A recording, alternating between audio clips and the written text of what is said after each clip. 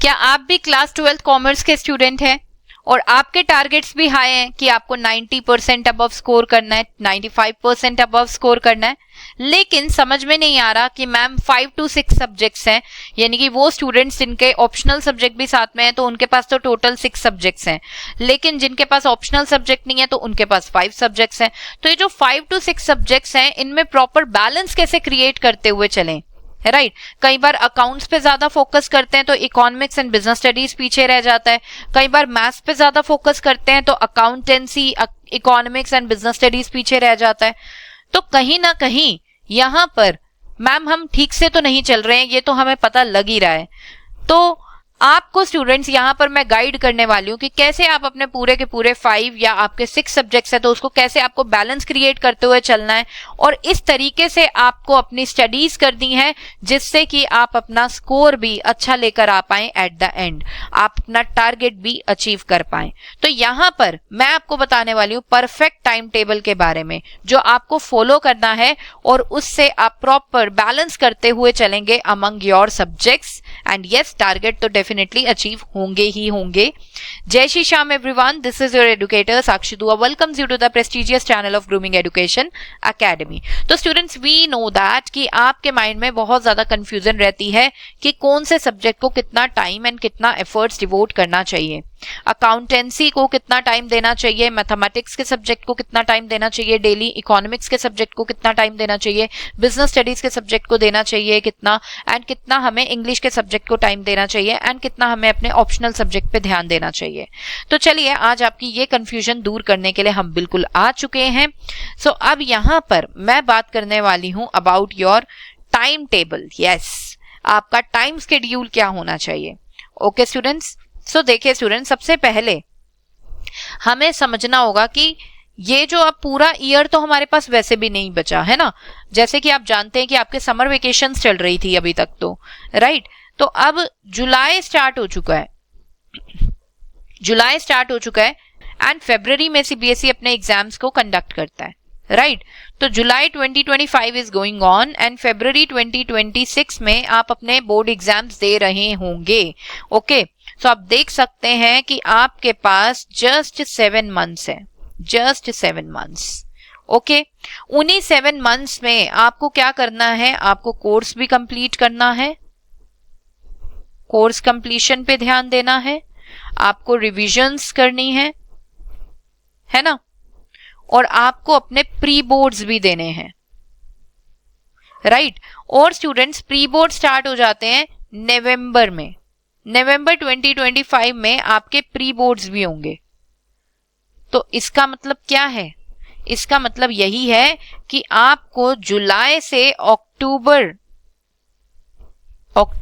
तक ये वाला टाइम पीरियड है कि आपको अपना कोर्स कंप्लीट करना ही होगा, because we know that pre boards में तो आपके पास पूरा फुल कोर्स आता है सिलेबस में, right.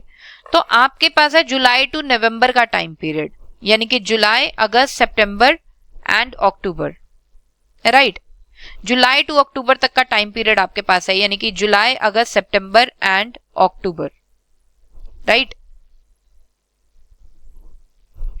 So just 4 months are there to complete the course. अब आप खुद सोचिए स्टूडेंट्स, क्लास 12 के आप स्टूडेंट्स हैं, ठीक है। आप देखो कोर्स भी कितना वाइडर है, चाहे मैं बात करूं अकाउंटेंसी की, चाहे मैं बात करूं इकोनॉमिक्स की, चाहे मैं बात करूं बिजनेस स्टडीज की, चाहे मैं बात करूं इंग्लिश की, चाहे मैं बात करूं अपने किसी और सब्जेक्ट की आपके, राइट। 4 months में आपके सब्जेक्ट भी अगर मैं बोलूं ऑप्शनल नहीं भी है तो 5 सब्जेक्ट्स हैं, मतलब ऑन एन एवरेज एक सब्जेक्ट के लिए 1 month भी नहीं आ रहा है। तो आप सोचो कि कितना सीरियस होने की जरूरत है आपको अपनी स्टडीज के लिए। 4 months में आपको 5 सब्जेक्ट्स का कोर्स कंप्लीट करना है और 6 सब्जेक्ट का करना है अगर आपके पास ऑप्शनल सब्जेक्ट भी है तो। एवरेज 1 month भी नहीं आ रही है फॉर ईच सब्जेक्ट, राइट। तो अब बेटा अब आपको यही कोशिश करनी है कि आपका एक एक दिन कीमती है, आपको हर एक दिन को बहुत अच्छे से प्रॉपर्ली यूटिलाइज करना है। अब 5 या 10 दिन भी वेस्ट करोगे ना इसमें से तो आप गलती कर रहे हो बहुत बड़ी। आई एम सॉरी, फिर मेरे को बोलना पड़ रहा है यहाँ पर कि आप अपने टारगेट को अचीव नहीं कर पाओगे। सो मेक श्योर ये जो 4 months है इसको आप प्रॉपरली यूटिलाइज करो for your course completion. Okay students, so चलिए अब वीक में जैसे कि होते हैं पूरे 7 डेज, है ना, और मैंने आपको बताया आपको संडे को भी स्टडी करना है, आपको संडे भी वेस्ट नहीं करना है, क्योंकि सिर्फ 4 months are there only, right. So देखिए, मंडे टू सैटरडे आपको कोर्स कंप्लीट करने पे फोकस करना है, आपको प्रॉपर स्टडी करनी है, ठीक है। एंड संडे क्या करना है, संडे बेटा आपने जो मंडे टू सैटरडे जितना भी कंटेंट किया है उसकी आप रिवीजन करेंगे, ठीक है। या फिर कोई बैकलॉग अगर आपका रह गया है, ठीक है, कोई चैप्टर आपने सोचा था कि मैं सैटरडे तक कवर अप कर लूंगा, नहीं हो पाया ड्यू टू XYZ रीजन, तबियत खराब हो जाती है, आप नहीं कर पाते हो स्टडीज ठीक से, है ना, या आपके घर में कोई फंक्शन होता है तब आप स्टडीज नहीं कर पाते हो, तो कुछ चैप्टर्स ऐसे होते हैं जो आपके ना चाहते हुए भी रह जाते हैं, तो आप बैकलॉग उस टाइम पे देखोगे, ठीक है। संडे का दिन इसलिए रखेंगे हम, तो प्रॉपर हमारे पास मंडे टू सैटरडेज के डेज रहेंगे जिसमें आप प्रॉपर स्टडीज कर सकते हैं। चलिए अब बात करते हैं आपके सब्जेक्ट्स की। आपके सब्जेक्ट्स को मैंने मेनली 2 में क्लासिफाई किया है, एक है प्रैक्टिकल सब्जेक्ट्स और एक है थियोरेटिकल सब्जेक्ट्स। प्रैक्टिकल सब्जेक्ट यानी कि वो वाले सब्जेक्ट बेटा जिसमें भर भर के न्यूमेरिकल्स आपको दिखते हैं, है ना, जैसे आप देखो अकाउंट्स, मैथ्स, राइट, इनमें तो न्यूमेरिकल्स ही न्यूमेरिकल्स भरे हुए हैं हर एक चैप्टर में। 10% थियरी है तो 90% न्यूमेरिकल्स हैं, तो बहुत ज्यादा हैवी मैं इनको बोलूंगी, ये हैवी प्रैक्टिकल सब्जेक्ट्स हैं, heavy practical subjects. Heavy practical subjects हैं तो इसलिए आपको इनको ज्यादा टाइम, ज्यादा एफर्ट्स देना ही पड़ता है ना। और ये ऐसे सब्जेक्ट्स होते हैं कि एंड में आप इसको नहीं सोचोगे ना एग्जाम से 15 दिन पहले कर लें, तो ये वाले सब्जेक्ट तो कभी नहीं होने के, है ना। तो बेटा ये 4 मंथ्स में आपको इनका कोर्स कंप्लीट करना है, तो आप सोचो कि आपको इनको अच्छा खासा टाइम और एफर्ट्स अपने डिवोट करने हैं।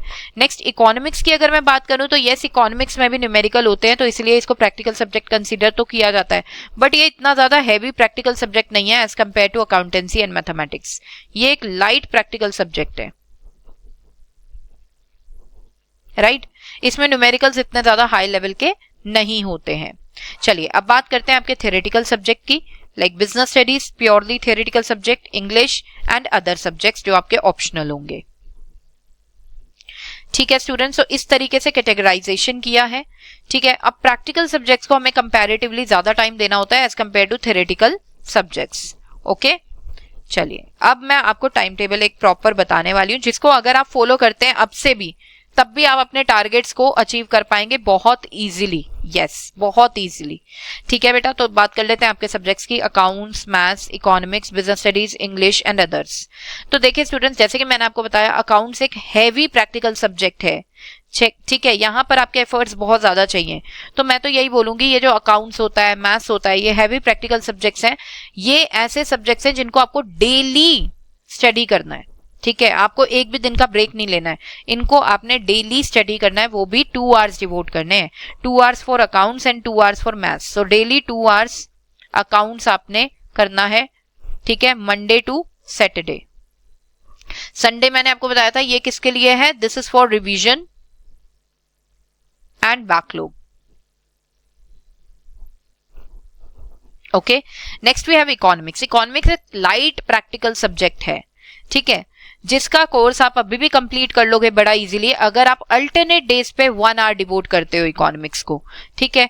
मतलब आप अगर मंडे पढ़ रहे हैं तो ट्यूसडे आप ना पढ़ें इकोनॉमिक्स, आप वेंसडे फिर 1 आवर पढ़ें इकोनॉमिक्स, फिर थर्सडे ना पढ़ें, फिर फ्राइडे 1 आवर इकोनॉमिक्स पढ़ें, फिर सैटरडे ना पढ़ें तो चलेगा, ठीक है। सो अल्टरनेट डेज पे आप 1 आवर डिवोट करो इकोनॉमिक्स को, ठीक है। Next one is business studies. अब business studies purely theoretical subject है, राइट। स्कूल में भी पढ़ते हैं, बहुत सारी चीजें अपने आप ध्यान में आ जाती हैं बिजनेस स्टडीज की, इकोनॉमिक्स की, राइट, ये ऐसे सब्जेक्ट्स हैं। अब बिजनेस स्टडीज पे भी आपको अल्टरनेट डेज पे 1 आवर डिवोट करना है एंड आप बड़ा इजीली इसका कोर्स कवर आप अभी भी कर लोगे 4 मंथ्स के अंदर अंदर, ठीक है। सो मंडे आप मत पढ़िए क्योंकि मंडे आप इकोनॉमिक्स पढ़ रहे हैं, ट्यूसडे आप 1 आवर बिजनेस स्टडीज पढ़िए, वेंसडे मत पढ़िए, सेम रीजन, 1 आवर आप इकोनॉमिक्स को देते हैं वेंसडे को, थर्सडे आप बिजनेस स्टडीज पढ़िए, फ्राइडे मत पढ़िए, सैटरडे आप बिजनेस स्टडीज 1 आवर पढ़ें, ठीक है। Next we have English. English भी प्योरली थ्योरेटिकल सब्जेक्ट है, आधे से ज्यादा स्कूल में समझ आ जाता है ना। तो इसमें भी आपको ज्यादा टाइम डिवोट करने की जरूरत नहीं है, ठीक है। और इंग्लिश जैसे सब्जेक्ट के लिए आप वीक में 2 आवर्स भी डिवोट करेंगे तो चलेगा, ठीक है। सो आप इसको लाइक वेडनेसडे को स्टडी कर लीजिए और सैटरडे को स्टडी कर लीजिए, ठीक है। एंड अदर सब्जेक्ट्स जो हैं आपके, जो ऑप्शनल सब्जेक्ट होंगे, उसमें भी आपको वीक में 2 आवर्स लगाने हैं, क्योंकि वो है ही ऑप्शनल सब्जेक्ट्स आपके, ठीक है। तो आप ट्यूसडे पढ़ लीजिए उसे और फ्राइडे पढ़ लीजिए। ओके स्टूडेंट्स, सो इस तरीके से आपका ये टाइम टेबल मैंने रेडी कर दिया है, जिसमें आपको daily just 5 to 6 hours study करना है ना। और अगर आप अपना 5 to 6 आवर्स स्टडी कर लेते हैं तो आप देखिएगा कि आप अपना जो स्कोर है, जो आपका ड्रीम स्कोर है, उसको आप अटेन बहुत इजीली कर पाएंगे।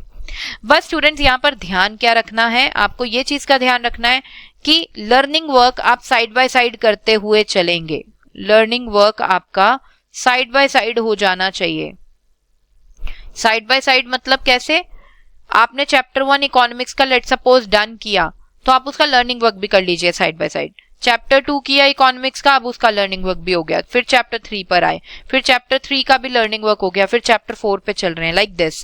तो लर्निंग वर्क ना, आपको ये नहीं सोचना कि हाँ मेरे जब सीबीएसई एग्जाम्स होंगे तो मैं 10 दिन पहले लर्निंग वर्क कर लूंगा, तो वो तो पॉसिबल भी नहीं है ना बेटा। मैं आपको बोलूं पूरे साल का लर्निंग वर्क आप कैसे 2-3 दिन में कर लोगे, राइट। मैं आपको बोलूं आप पूरे साल का खाना 10 दिन में खा लो, इट्स नॉट पॉसिबल, है ना। तो लर्निंग वर्क को आपको पेंडिंग नहीं छोड़ना है, ठीक है। आपको learning work time to time करते रहना है, ठीक है। न्यूमेरिकल्स में फॉर्मूले जो भी हैं टाइम टू टाइम लर्न हो जाने चाहिए, ठीक है। जो भी कंटेंट आप कर रहे हो मेक श्योर आप लर्न करते हुए चलो, ठीक है।